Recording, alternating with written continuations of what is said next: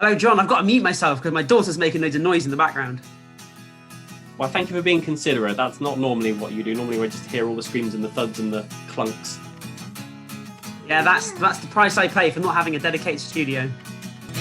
This is Sheer Isolation. It's presented by Kieran Moore in Trowbridge and Jon Ponting in Cricklade.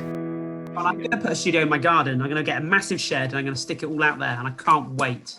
Oh, that's your building project for the year, is it? Building your own studio? In fact, you know what? I'm going to stick it in my attic, actually. I'm going to stick it in my attic. Anyway, You just decide you're going to have a studio and you don't know where you're going to put it. It's going to end up in the car, isn't it? In the car. Totally could do that. Yeah, totally could. In a van. Anyway, right. Onwards. Yes, so hello one and all. Thank you for joining us yet again. This is Sheer Isolation with myself, John in Cricklade, and Kieran is over in Trowbridge. The purpose of this show is to do our best to promote the local music scene across the west of England. And today's guest is a chap called Adam Horovitz, who is part of the team at Stroud Times, which is a new online, properly local newspaper. Can we call it a newspaper if it's online? I don't know what the proper word is. Publication. Yeah, that is a good question. We should have asked him. What do we call this, Adam? Yeah. A team of guys and girls in Stroud have set up this new online article generator. That makes it doesn't generate them automatically. They have to write them. That's the point about it, isn't it? Compared to all the others which seem to generate them automatically. Anyway. Yeah, exactly that, yeah. So we'll be chatting to him later on. We've got a couple of tunes to cram in as always. But we are going to start this week's show just by paying our respects to a fellow music promoter and journalist who sadly passed away a couple of weeks ago. It is Flicky Harrison from Swindon. It's incredibly sad news to learn of anybody's passing, especially when they're not that old. And so Flicky was one of those people that she gave a lot. I met her in Swindon in approximately 2004. So it wasn't long after I'd started promoting. And I'd gone to Swindon to work and do some promotions at the Vic in Swindon with David Young, who'd previously been a guest on here. And she was one of the first people I met. And David said, contact Flicky, tell her about your show, send her the information. She'll put it in the advertiser. She'll probably put a picture up of the band. You know, she's a great person to know. And so I started doing that. And, you know, as things progress, she progresses, the gigs progress, and you sort of build up this normal working relationship with them where you regularly send them information and they write about it. And she was just one of those contacts that I had regular contact with, and she was really helpful, really supportive. She suggested stuff when we needed suggesting. She chased things when it needed to be chased. She was just really, really good person. And to extend that beyond the music, obviously she did that for the paper, for other people. And as a consequence, she built up quite a reputation. So she was charming, she was fun, and she's going to leave a massive gap, you know, a space where, like I say, she gave so much. So she's a big loss to Swindon and obviously to her friends and family. It's very sad news, and I'm very sad to hear of her going. She went all too young. Now, she also had a video recording company that she did herself, and she recorded quite a lot of choirs and a few bands as well, and that you can go find them on YouTube. I had the most loveliest little experience then, because as we were getting into doing this podcast today, I did a little bit of research, check out various websites and stuff. And I came across her video production website and scrolled down to a really old video that she produced of a devisers band called White Knuckle Bride. And it's a chap called Adam who he was into sort of cock rock, you know, 80s hair metal, and he had a perm. And there's a picture of him with hair. Now, I saw him a few weeks ago in Chippenham, and he's got no hair. It's all gone. Too much perming. It ruined it. It's all gone. So that was really lovely, actually. So yeah, she did have a video production, and there's some wonderful choirs on there, and from all over the country, not just local. I discovered. I believe you picked a video in connection to this for our first track of the day. An artist called Emily Barker, and she actually, lovely link to our guest, is she actually lives in Stroud. She's an Australian who has moved over here. She married a chap called Lucas Drinkwater, who is an upright double bassist. He's much in demand within the folk world. And they got married, produced a super power couple who are just winning awards left, right, and centre. And I picked a track by her called History. And it's off her new album. This song's only been out not long at all. It's a brand new track, brand new album, and it's called History by Emily Barker. made the world a place easier for me.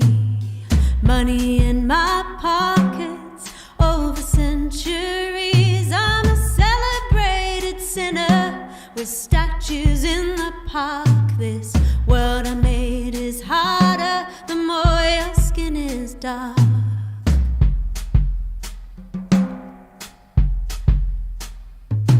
I covered all my tracks in books on history, justified my actions through anthropology. I chose what to remember and what we should forget. I covered all my tracks in your blood and sweat. This machine runs on its own. Cut the brakes, stop the wheel. This machine runs on its own.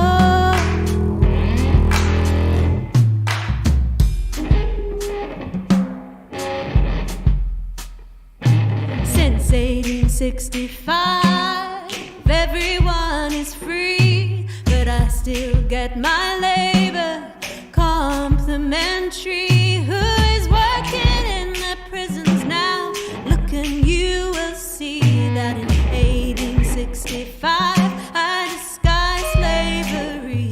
This machine runs on its own. Cut the brakes, stop the wheel. This machine runs on its own. Trick the wire, that the steel. This machine runs on its own.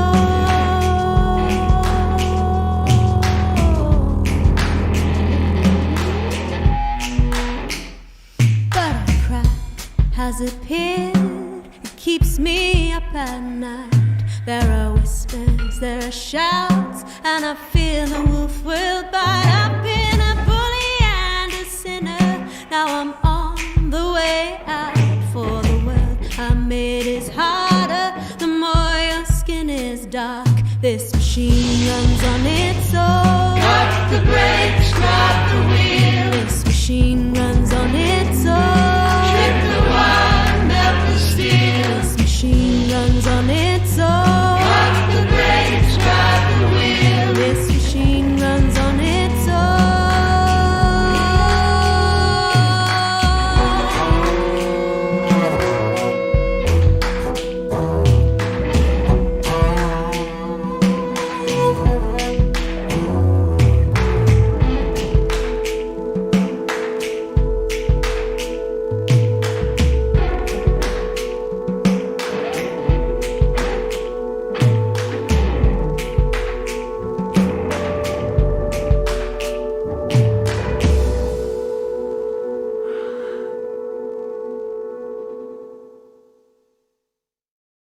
We've broken the theme now, Kieran, because for the last few shows we've had tracks of people who were local who now live in Australia and New Zealand, and now Emily's come the other way. She's from Australia to us.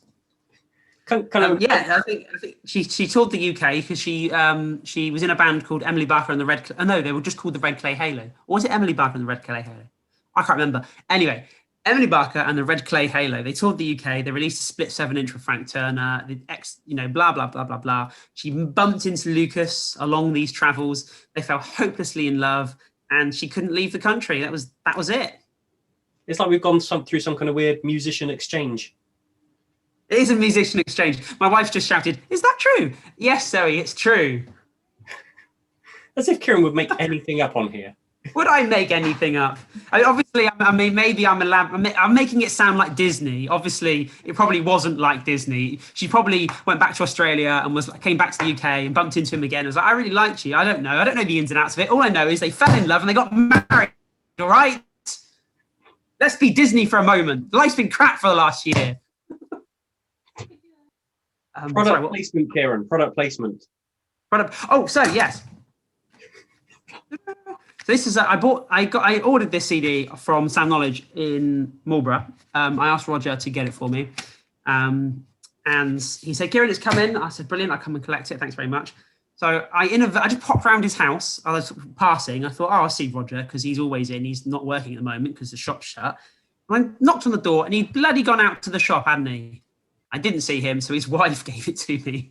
She's like, "Oh, you have to pay for it." I was like, "No, bye." No, I did pay for it. And it is Sorry, the CD is a band called Charlie Bliss. So Barry, Oxygen Thief, he keeps going on about how much he loves this album. And I did like the track Percolator, which I think I saw on YouTube and Bandcamp and all the rest of it. And I thought, oh, give it a go, I'll buy it. It's been spinning in my car, and it's a really enjoyable album. But every time I listen to the album, it makes me think of British band Joanna Gruesome, who I love and adore. So every time I listen to this, I just want to listen to Joanna Gruesome. So anyway, there you go. Buy records from your local record shops because you're keeping Roger in business. Wonderful. And what was the name of the album? It was called Guppy. And it's got a little goldfish on the front. Oh, a little goldfish. Eventually, I do get all the relevant information out of you. Sometimes it does take me a while. Yeah, it does. Yeah, sorry. But yes, American band, very, very good. Hopefully we'll one day tour the UK again. This week we are joined by Adam Horovitz, who is part of the team at the Stroud Times. Now, the Stroud Times is a newly set up online equivalent to a newspaper, a proper community-based and community-written, article-driven website without, as we talked about in the interview, without going down the route of clickbait and just excessive advertising. We thought we'd invite Adam on to talk about. He looks after the arts section of the publication, so we thought it'd be ideal to talk to him about the Stroud music scene and a few other bits as well. Okay, well, let's start for the main reason that I invited you guys on, which was about Stroud Times, which is a new online publication, isn't it, for Stroud? Do you want to tell us how that's come about? For several years, Ash Loveridge, who's the editor of Stroud Times, who's had been working at a rival paper, shall we say, for some time, was talking about setting something up, and then in the pandemic, he was furloughed and then made redundant. And it snowballed from there. And one of his co-founders, Matt Bigwood, helped set up the Wootton Times. I think it's a monthly newspaper for Wootton. And since Stroud Life newspaper that the Citizen used to put out disappeared, there's been kind of need for something, because in these straitened times, local journalism is struggling to keep the interesting things like sports and arts, and it's just going for local news on the whole, and anything that brings in advertising. So there's been a crying need to do something that doesn't have clickbait articles, endless, relentless pop-ups coming onto the website all the time, and it just seemed like the perfect time. And I'd worked with Ash at the other paper at the beginning of the new millennium for a few years. I was the arts editor, and I got invited on board to be Stroud Times Arts Correspondent. For myself, being trained up as a local journalist, I find it really heart-wrenching that I don't like going onto local news websites because of all the clickbait and because you have to answer questionnaires to read articles, and it just really puts me off. So how are you approaching it that's not going to happen? Just going for advertising, and that it kind of sits in the article rather than jumps all over the article. And Carl Hewlett, the other founder, has designed a website that looks really graceful and accommodates advertising without it basically rolling up to you like a very drunk man at a party and breathing in your face. Sums up local news websites completely, that does. So yeah, I'm afraid it does. Yes. I'm glad you mentioned that. Obviously, about the clickbait thing. You help write and edit the news that goes on the websites. Do you finding that people are less interested in genuinely fully researched news stories, and do they just want like that immediate hit? Because I often find, like, if you left a news story a couple of days so that you could figure out what's going on and then wrote about it, the article was always going to be a lot more accurate than would be if you've just slung out the day that something happened. It's a little bit more of a lifestyle magazine to it, with some hard news element, but the remit of Stroud Times that Ash, Matt, and Carl have come up with is to present news as positively as possible. So we're not chasing stories about whoever did whatever to whoever in the streets and that's come up in the courts. It's about presenting something a little more wide-ranging. And there are other things in Stroud, like Amplify Stroud, is set up to do the campaigning and investigative journalism. So there are neat crossovers where other things fit in. And do you think this is the future of journalism? Is this how it's going to be done now? Possibly, I don't know. I mean, it's whether you can afford to set something up. We can't. I mean, it's too difficult to set up a print thing. And I'm personally a firm believer in print, if at all possible, because it does, as you say, it gives you time to cogitate a little and think about the story rather than just be reactive. And it's that there is definite necessity for that sort of thinking as well. Adam, I suppose it's worth us talking about your particular role, which is to do with arts, and that kind of links into what we're doing here in promoting local music and local art and local theatre, and doing whatever we can to just give the whole industry a bit of a step up after a year of complete deadness, really. So yeah. For people who aren't too familiar with what's going on in Stroud, do you want to give us a quick summary? I know it's quite a lively town. Well, when there's not a pandemic and a series of never-ending seeming lockdowns, yes.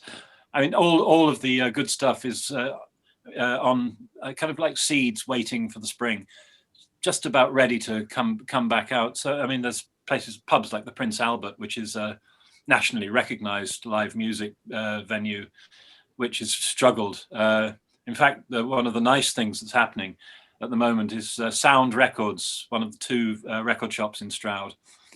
It has just set up their own record label, also called Sound Records. And the first album they're putting out is an album of 500, a limited edition, 500 copies of experimental electronica, including Mermaid Chunky, who I've sent you the tune for, and various others, including Neil Arthur from Blancmange, who lives in the area. And it's a fundraiser. This will be a fundraiser to help keep the Prince Albert going.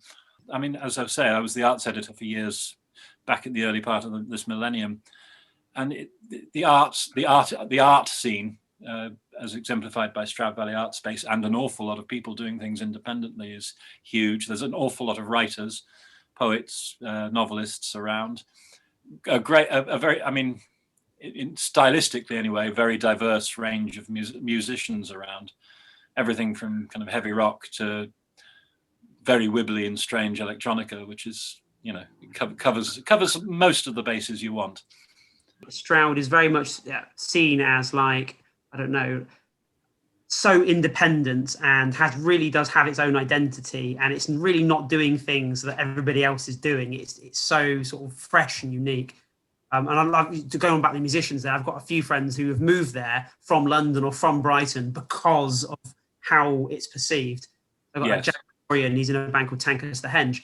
He moved there. I think he's got a studio that has opens out onto a stream, and it's just this really lovely environment to be making music. You just don't seem to get anywhere else generally speaking. It's a really unique place. I mean, there are kind of exemplars, similar places. Hebden Bridge up in Yorkshire has a similar feel to it. And one of the nice things about Stroud is that, at its best anyway, it's not always like this, but it can be very much like a northern town, quite open, quite friendly. Now, one of the events that Stroud's really well known for is the Stroud Fringe Festival. Now, at the moment, we're not sure if it's definitely going ahead. I mean, it is later in the year, so fingers crossed it will. But that is one of those events where just the entire town really jumps on board and gets involved, isn't it? Yeah, absolutely. The Fringe Festival, it was started in 1997 because there's a Stroud Arts Festival that's actually celebrating its 75th anniversary this year. Okay. And it used to have a fixed October date, and the Fringe Festival was set up because that dealt with the kind of the high arts. So it brought ballet and opera and all sorts to Stroud, and kind of very kind of highfalutin poetry events and so on. And so the Fringe Festival was set up as a bit of a rebellion, and to kind of say, hi, this is great, but we're also doing all of this mayhem. And it lasted it struggled to get funding, but it was always very popular, and kind of stalls and performers and jugglers, musicians. And it's gone through various iterations. There was a fallow period in the late part of last decade. and then it came back, and then it became very successful, and they put on a block party that just attracted so many people that the council freaked out a little bit, and there's been a lot of toing and froing and negotiating as to how to get it back. Stroud has a multitude of festivals now. Well, I was about to say, you're mentioning a third or fourth one now, and that's sensational as a way of describing what Stroud is about. Yeah, and there's a book festival that was set up a few years ago that I've been involved in. There's the theatre festival set up by John Bassett. There's all sorts of amazing little tiny festivals. The textile festival that's been going on and off for years. There's kind of the Open Studios site festival. So Adam, the question is, why is Stroud like this? Why does it attract these people? How does it do these things in a way that other people can't, that makes it so successful and engaging and interesting? I'm not entirely sure, but I mean, it started to happen in the early 70s. I mean, my parents moved here when I was 3 months old, as part of the let's get the heck out of London generation, post the hippie era, and that happened a lot. So it initially places were bought by struggling artists from London and elsewhere, and a scene developed. But there's always been a connection, because Stroud has had a strong connection to the arts and crafts movement. So it goes back a century and more, and it's got Whiteway Colony just up the hill beyond Bisley, which was an anarchist and kind of Trotskyan socialist commune. Gandhi visited, Emma Goldman, the famous anarchist, visited, all sorts. It has always had a rebellious streak. Yeah, I've always thought Stroud had a really interesting balance of people who are very politically opinionated compared to the people who are just what I would consider to be like the stereotypical 70s hippie, and they seem to both be able to live in perfect harmony. I wouldn't say perfect harmony, but they don't do too bad. So if we go back to Stroud Times, how do people find out more about it? Where do they find you? It's stroudtimes.com. It's just there on the website, on Facebook as well, and Twitter, and just bringing reasonably positive news about the town. Cool. And I really wish it all the best, because as we said at the beginning, that local journalism, particularly online, I feel like it's losing its way and it's being drowned in clickbait. So I really do hope that this is a kind of a successful template that others can follow.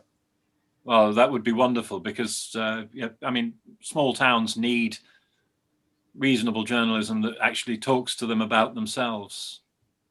I couldn't agree more. That's exactly what I'm noticing with various towns that I work in, is exactly that. There's almost like it lacks a communal place where people can get their information from, or about themselves, exactly that, about their town. One final question just about the track you picked, which is the band's called Mermaid Chunky, right?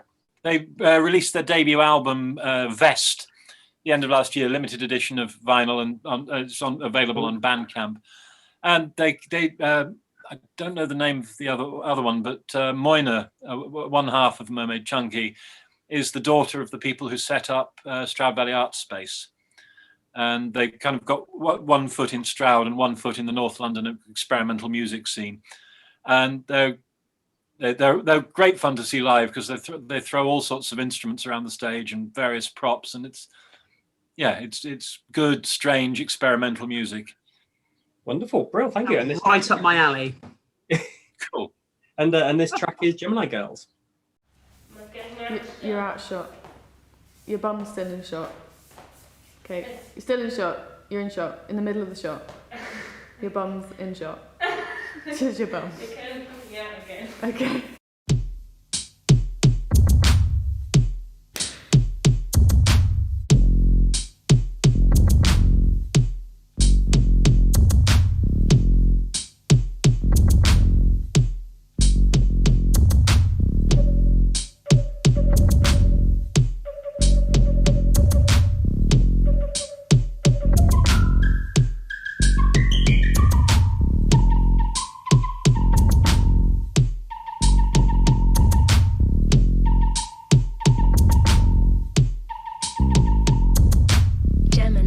girls wear Gemini shoes, sinking in caramel, stick it to the rules, don't rip your dress on my lap, lap, lap. Lap, lap, lap, lap. Gemini girls wear Gemini shoes, sinking in caramel, stick it to the rules, don't rip your dress on my lap, lap, lap. Lap, lap, lap, lap. Lapping up, lost in the prairie. Sugar eyes, baby, come on. Whip it up, if you're looking for love. With the sugar eyes pack color, sugar, sugar, sugar, sugar, shh. I gotta squeeze. Gemini girls wear Gemini shoes, sinking in caramel, stick it to the rules, don't rip your dress on my lap, lap, lap. Lap, lap, lap, lap. Gemini girls wear Gemini shoes, sinking in caramel, stick it to the rules, don't rip your dress on my lap, lap, lap. Lap, lap, lap, lap.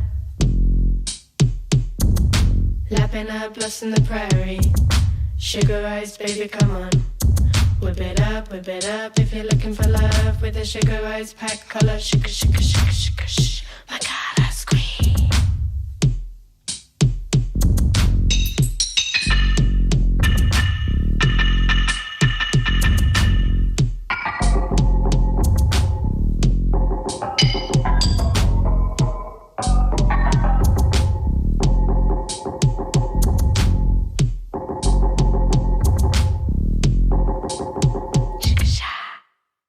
The track is Gemini Girls, and the track is Mermaid Chunky.